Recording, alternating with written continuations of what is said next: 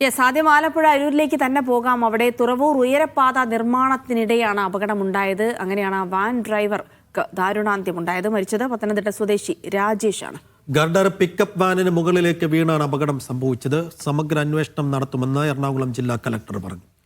നിയന്ത്രണങ്ങളും നടപടികളും പാലിക്കാതെയാണ് നിർമ്മാണ പ്രവർത്തനങ്ങൾ നടത്തിയതെന്ന് നാട്ടുകാർ ആരോപിക്കുന്നു. മുൻപും അപകടത്തിൽ മരണമുണ്ടായെന്നും ഗതാഗത നിയന്ത്രണം നിർമ്മാണ കമ്പനി പാലിക്കുന്നില്ലെന്നുമാണ് നാട്ടുകാരുടെ പരാതി. വീഴ്ചയില്ല എന്നാണ് കരാർ കമ്പനി വാദിക്കുന്നത്. അരൂരിൽ സർക്കാരുകൾ ജനങ്ങളെ കൊലയ്ക്ക് കൊടുക്കുകയാണെന്ന് KC വേണുഗോപാൽ MP ആരോപിച്ചു.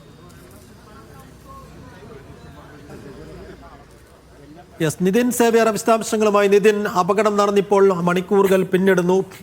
ഈ വാഹനത്തിനടുത്തേക്ക്, ഈ വാഹനം അപ്പുറത്തേക്ക് നിർമ്മാണ കമ്പനി തന്നെ മറ്റൊരിടത്തേക്ക് മാറ്റിയതായുള്ള വിവരങ്ങൾ നേരത്തെ നിതിൻ തന്നിരുന്നു. ആ വാഹനത്തിനടുത്തേക്ക് മാധ്യമപ്രവർത്തകരെ പോകാൻ അനുവദിക്കുന്നില്ലേ? എന്താണ് നിർമ്മാണ കമ്പനി ഇത് സംബന്ധിച്ച് പറയുന്നത്?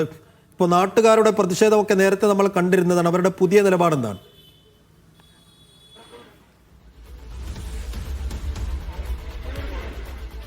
നിലവിലിപ്പോൾ ഈ കൂടുതൽ പോലീസുകാർ ഇങ്ങോട്ടേക്ക് എത്തിയിട്ടുണ്ട്. ഈ പോലീസുകാരുടെ സാന്നിധ്യത്തിൽ ഇവിടെ ഇപ്പോൾ വീണ്ടും ഈ ഗർഡർ മുറിച്ചു മാറ്റുന്ന പ്രവർത്തനങ്ങൾ വീണ്ടും ആരംഭിച്ചിട്ടുണ്ട്. നേരത്തെ ഈ ഗർഡർ മുറിച്ചു മാറ്റുന്ന പ്രവർത്തനങ്ങൾ നാട്ടുകാരുടെ പ്രതിഷേധത്തെ തുടർന്ന് ഇവിടെ നിന്നും ആളുകൾ, ഈ തൊഴിലാളികൾ ഇവിടെ നിന്നും മാറുന്നൊരു സാഹചര്യം ഉണ്ടായിരുന്നു. ഏതായാലും ഇപ്പോൾ വീണ്ടും ഈ നാട്ടുകാർ, ഈ പോലീസുകാരുടെ മറ്റും സാന്നിധ്യത്തിൽ ഈ ഗർഡറുകൾ വീണ്ടും മുറിച്ചു മാറ്റുന്ന പണി പുനരാരംഭിച്ചിട്ടുണ്ട്. ഈ ഗർഡറുകൾ മുറിച്ചു മാറ്റി പൂർണ്ണമായത് ഇവിടെ നിന്ന് മാറ്റിയാൽ മാത്രമേ, പിന്നീട് പരിശോധനകൾ നടത്തിയ ശേഷം മാത്രമേ ഇതുവഴിയുള്ള ഗതാഗതം പൂർണ്ണമായും പഴയ സ്ഥിതിയിലാക്കാൻ സാധിക്കുകയുള്ളൂ. ഏതായാലും ഈ വാഹനം, അപകടം നടന്ന ഈ പിക്കപ്പ് വാഹനം ഇവിടെ നിന്നും വളരെയധികം ദൂരത്തേക്ക് മാറ്റിയിട്ടുണ്ട്. അത് ഏകദേശം ഒരു 300 മീറ്റർ അപ്പുറത്തേക്ക് മാറ്റി. അത് പൂർണ്ണമായും കെട്ടിപ്പൊതിഞ്ഞ നിലയിലാണ്, അത് പൂർണ്ണമായും മറച്ച നിലയിലാണ്. ഒരു അപകടം നടന്ന വാഹനമാണെന്ന് തിരിച്ചറിയാൻ സാധിക്കാത്ത വിധത്തിൽ പൂർണ്ണമായും കെട്ടിമറച്ച നിലയിൽ അത് ഈ നിർമ്മാണ കമ്പനിയുടെ തൊഴിലാളികൾ തന്നെ ഇവിടെ നിന്നും മാറ്റിയിട്ടുണ്ട്. ഏതായാലും ഈ കളക്ടറൊക്കെ ഇവിടെ സ്ഥലത്തെത്തി പരിശോധന നടത്തിയിരുന്നു. ഈ നിർമ്മാണ കമ്പനിയോട് ഇതുമായി ബന്ധപ്പെട്ട് റിപ്പോർട്ട് തേടിയിട്ടുണ്ട് എന്നാണ് പറഞ്ഞത്. നാളെ മറ്റോ ഇതിൻ്റെ കൂടുതൽ എക്സ്പെർട്ടായുള്ള ആളുകൾ വന്ന് പരിശോധന നടത്തി ഇതിൻ്റെ റിപ്പോർട്ട് നൽകും എന്നാണ് കളക്ടർ പറഞ്ഞിട്ടുള്ളത്. കൂടുതൽ ജനപ്രതിനിധികളും മറ്റുമൊക്കെ ഇങ്ങോട്ടേക്ക് എത്തുമെന്നാണ് നമ്മൾ മനസ്സിലാക്കുന്നത്. നാട്ടുകാരുടെ പ്രതിഷേധമാണ് മറ്റൊരു പ്രധാനപ്പെട്ട കാര്യം. നേരത്തെ ഈ കമ്പനിയുടെ പ്രതിനിധികൾ സംസാരിച്ചുകൊണ്ടിരിക്കുന്ന വേളയിലായിരുന്നു നാട്ടുകാർ ഇത്തരത്തിൽ വലിയ പ്രതിഷേധവുമായി എത്തിയത്. പ്രത്യേകിച്ച് കമ്പനി പ്രതിനിധികൾ പറയുന്നത് ഹൈഡ്രോളിക് ജാക്കിയുടെ ഒരു ഫെയിലിയറാണ്, ഒരു മെഷീൻ ഫെയിലിയറാണ് സംഭവിച്ചതെന്നായിരുന്നു അദ്ദേഹം തുടക്കത്തിൽ പറഞ്ഞത്. ഒപ്പം തന്നെ ഈ വാഹന ഗതാഗതം പൂർണ്ണമായി ഇവിടെ നിയന്ത്രിക്കാറുണ്ടെന്നും അത് എങ്ങനെയാണ് ഈ വാഹനം ഇങ്ങോട്ടേക്ക് കയറി വന്നതെന്ന് അറിയില്ലെന്നുമായിരുന്നു അദ്ദേഹം പറഞ്ഞത്. പക്ഷേ നാട്ടുകാർ അതിനെ പൂർണ്ണമായി എതിർക്കുന്നുണ്ട്. വാഹന ഗതാഗതം ഇവിടെ പൂർണ്ണമായി നടക്കാറില്ല. അത് ഈ പണി നടക്കുന്ന സമയത്തും വാഹനങ്ങൾ ഇതുവഴി കടത്തി വിടാറുണ്ട് എന്നാണ് നാട്ടുകാർ പറയുന്നത്. ഒപ്പം തന്നെ ഈ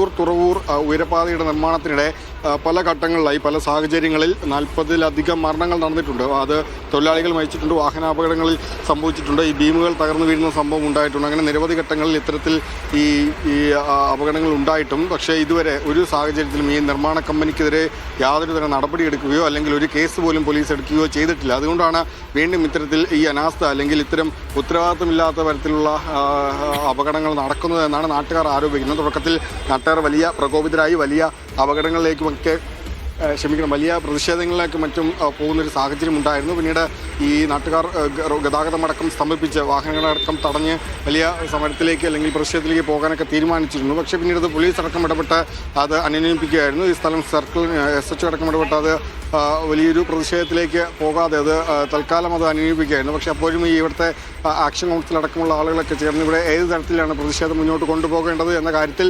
അവർ ചർച്ച നടത്തുന്നുണ്ട്. കൂടുതൽ പ്രതിഷേധങ്ങൾ ഉറപ്പായിട്ടും വരുമെന്ന് തന്നെയാണ് മനസ്സിലാക്കേണ്ടത്. ഏതായാലും നിലവിൽ ഈ മൃതദേഹം ഇവിടെ നിന്നും ജനറൽ ആശുപത്രിയിലേക്ക് മാറ്റിയിട്ടുണ്ട്. ഏകദേശം 3.5 മണിക്കൂറിലധികം എടുത്താണ് ഈ ഗർഡർ ഇവിടെ നിന്ന് മാറ്റുന്നത്. പ്രത്യേകിച്ച് ഈ അപകടമുണ്ടായ ഉടൻ തന്നെ ഇവിടുത്തെ ക്രെയിൻ ഓപ്പറേറ്റർമാർ അല്ലെങ്കിൽ തൊഴിലാളികൾ, ഈ നിർമ്മാണ കമ്പനിയുടെ തൊഴിലാളികളൊക്കെ ഇവിടെ നിന്ന് ഓടിപ്പോയി എന്നാണ് നാട്ടുകാർ പറയുന്നത്. പിന്നീട് അതും ഈ രക്ഷാദൗത്യം വൈകിപ്പിക്കാൻ ഒരു കാരണമായി എന്ന് നാട്ടുകാർ ആരോപിക്കുന്നുണ്ട്. പക്ഷേ ഈ ഫയർഫോഴ്സ് അല്ലെങ്കിൽ പോലീസുകാർ പറയുന്നത് ഈ സംഭവം തൽക്ഷണം ഈ ഗർഡർ വീണ ഉടൻ തന്നെ രാജേഷ് മരിച്ചു എന്നാണ് പറയുന്നത്. പ്രത്യേകിച്ച് ഇത്രയും ഭാരമുള്ളൊരു വസ്തു അത് വീണ് കഴിഞ്ഞാൽ അത് എങ്ങനെയായിരിക്കുമെന്ന് നമുക്ക് ഊഹിക്കാവുന്നതേ ഉള്ളൂ. അപ്പോൾ ഇത്രയും വലിയൊരു വസ്തു 2 ക്രെയിൻ ഉപയോഗിച്ചാണ് അത് മാറ്റാനാവുക. അപ്പോൾ ഇത്രയും വലിയൊരു വസ്തു വീണ് കഴിഞ്ഞാൽ അത് വാഹനം പൂർണ്ണമായി, ആ വാഹനത്തിൻ്റെ ദൃശ്യങ്ങൾ കാണുമ്പോൾ നമുക്ക് മനസ്സിലാകും ആ വാഹനം പൂർണ്ണമായി തകർന്നിട്ടുണ്ട്. വാഹനത്തിൻ്റെ മുകളിലേക്ക്, ഡ്രൈവർ ക്യാബിനിലേക്കാണ് വീണത്. നാട്ടുകാർ പറയുന്നത് ഈ വാഹനത്തിന് തൊട്ടു പിന്നാലെ ഒരു KSRTC ബസ് വരുന്നുണ്ടായിരുന്നു എന്നാണ് പറയുന്നത്. അപ്പോൾ ഒരു നിമിഷം വൈകിയിരുന്നെങ്കിൽ ഈ ദുരന്തം മറ്റൊരു തരത്തിലേക്ക് മാറിപ്പോയേനെ എന്ന് നമ്മൾ കരുതേണ്ടത്. ഏതായാലും വളരെ ദാരുണമായ ഒരു സംഭവമാണ് ഉണ്ടായിട്ടുള്ളത്. നിലവിൽ ഈ ഗർഡറുകൾ പൊളിച്ചു മാറ്റി നടക്കമുള്ള പണിയാണ് ഇവിടെ നടന്നുകൊണ്ടിരിക്കുന്നത്. ഈ ഗർഡറുകൾ ഇവിടെ നിന്നും പൊളിച്ചു മാറ്റിയ ശേഷമായിരിക്കും ഇവിടെ വന്ന് കൂടുതൽ പരിശോധന നടത്തും.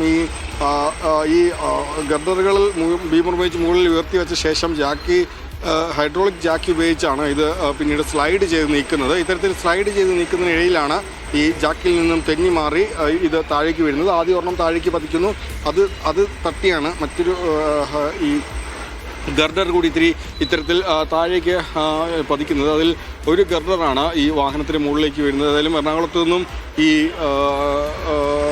ലോഡുമായി തിരികെ ആലപ്പുഴയിലേക്ക് വരികയായിരുന്നു രാജേഷ് എന്നാണ് മനസ്സിലാക്കുന്നത്. ഈ വാഹനം പൂർണ്ണമായി തകർന്നു പോയിട്ടുണ്ട്. നിലവിൽ ഈ മൃതദേഹം പുറത്തെടുത്തത് ഏകദേശം 3.5 മണിക്കൂറിനോളം ശേഷമാണ്. ക്രെയിനുകളടക്കം ഉപയോഗിച്ച് ഈ ഗർഡർ മാറ്റി വാഹനം വെട്ടിപ്പൊളിച്ചാണ് ഈ രാജേഷിനെ പുറത്തേക്ക് എടുത്തത്. ഏതായാലും നിലവിൽ അദ്ദേഹത്തിൻ്റെ മൃതദേഹം ജനറൽ ആശുപത്രിയിലേക്ക് മാറ്റിയിട്ടുണ്ട്. കൂടുതൽ ആളുകളൊക്കെ ഇങ്ങോട്ടേക്ക് എത്തുന്നുണ്ട്. പക്ഷേ വലിയ തോതിലുള്ള പ്രതിഷേധത്തിലേക്ക് പോകാനുള്ളൊരു സാധ്യതയുമൊക്കെ കാണുന്നുണ്ട്. ജിൽസി, സൈഫുദ്ദീൻ.